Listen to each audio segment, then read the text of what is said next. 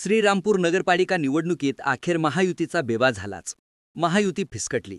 आता श्रीरामपुरात काँग्रेस, शिवसेना, शिंदे गट, भाजप व राष्ट्रवादी अजित पवार गट असे 4 पक्ष निवडणूक रिंगणात दिसतील अशा शक्यता वाढल्या आहेत. शिवसेना शिंदे गटाने महायुतीतील इतर घटक पक्षांचा विरोध असणाऱ्या प्रकाश चित्ते यांना एबी फॉर्म दिल्यानंतर महायुती फिसकटल्याचे चित्र समोर आले. भाजपाचे नेते माजी खासदार डॉ. सुजय विखे पाटील यांनीही वरिष्ठांनी चुकीचा उमेदवार दिल्यामुळे महायुती फिसकटल्याचे थेट स्पष्ट केले.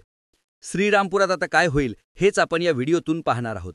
नमस्कार मंडळी, तुम्ही पाहत आहात तुमच्या हक्काचं महाराष्ट्र न्यूज आणि तुमच्या हक्काच्या महाराष्ट्र न्यूज या चॅनलमध्ये आपलं सर्वांचं मनापासून स्वागत आहे. श्रीरामपूर नगरपालिकेच्या नगराध्यक्षपदासाठी काँग्रेसकडून करण जसाने यांनी आपल्या उमेदवारी अर्ज दाखल केला. त्यांनी गेल्या काही दिवसांपासून प्रत्यक्षात आपला प्रचारही सुरू केला. उमेदवारी अर्ज भरण्यासाठी आज सोमवारी शेवटची तारीख आहे, परंतु तोपर्यंत महायुतीची उमेदवारीचा तिढा कायम राहिला. अखेर आदल्या दिवशी म्हणजेच रविवारी शिवसेना शिंदे गटाने भाजपातून आयात केलेल्या प्रकाश चित्ते यांना एबी फॉर्म दिल्याच्या चर्चा सुरू झाल्या. म्हणजेच शिवसेना शिंदे गटाने त्यांच्या मूळ शिवसैनिकांवर अन्याय करत प्रकाश चित्ते यांना उमेदवारी दिली. ही उमेदवारी जाहीर झाल्यानंतर महायुतीतून त्याच्यावर तीव्र प्रतिक्रिया सुरू झाल्या. महायुती फिसकटली. स्वतः माजी खासदार डॉ. सुजय विखे पाटील यांनी रविवारी श्रीरामपुरात महायुती फिसकटल्याचे स्पष्ट केले.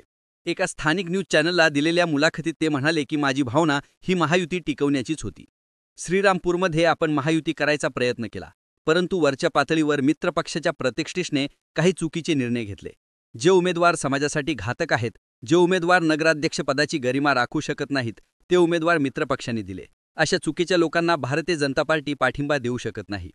श्रीरामपूरमध्ये शिवसेनेने योग्य उमेदवार दिला असता तर आम्ही शिवसेनेचा नगराध्यक्ष करण्यास तयार होतो, परंतु समाजासाठी घातक असणाऱ्या उमेदवाराला आम्ही नगराध्यक्ष करण्यास तयार नाही. यामुळे महायुती टिकू शकणार नाही. प्रकाश चित्ते यांना शिवसेनेने एबी फॉर्म दिल्यानंतर डॉ. सुजय विखेंनी हे स्टेटमेंट दिले. विखेंनी इतर पालिकांबाबतही आपले मत स्पष्ट केले. ते म्हणाले की संगमनेर, नेवासा, राहाता, राहुरी येथे महायुती करण्यास आम्ही यशस्वी झालो आहोत. श्रीरामपूर आणि कोपरगावमध्ये आम्ही महायुती करण्यात दुर्दैवाने यशस्वी झालो नाही.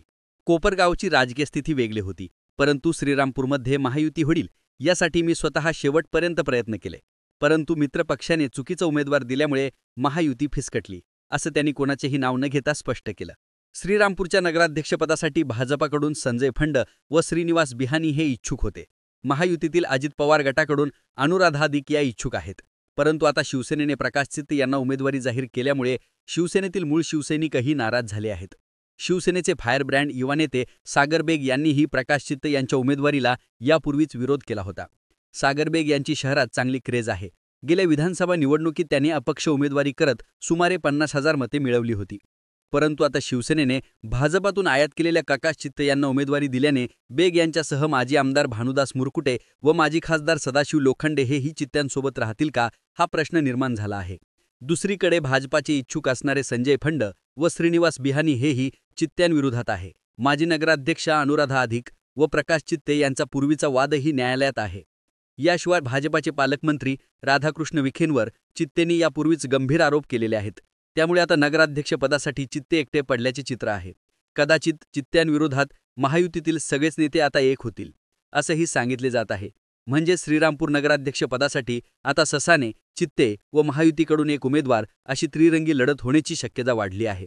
मित्रांनो, श्रीरामपूरचा नगराध्यक्ष कोण होईल असे तुम्हाला वाटते? तुमचे उत्तर आम्हाला कमेंट करून नक्की कळवा. शिवाय व्हिडिओ आवडला असेल तर तुमच्या हक्काचं महाराष्ट्र न्यूज या चॅनलला सबस्क्राईब करा आणि शेअर करून व्हिडिओला लाईक करायला विसरू नका. पुन्हा भेटू नव्या विषयावर. तोपर्यंत मनापासून धन्यवाद.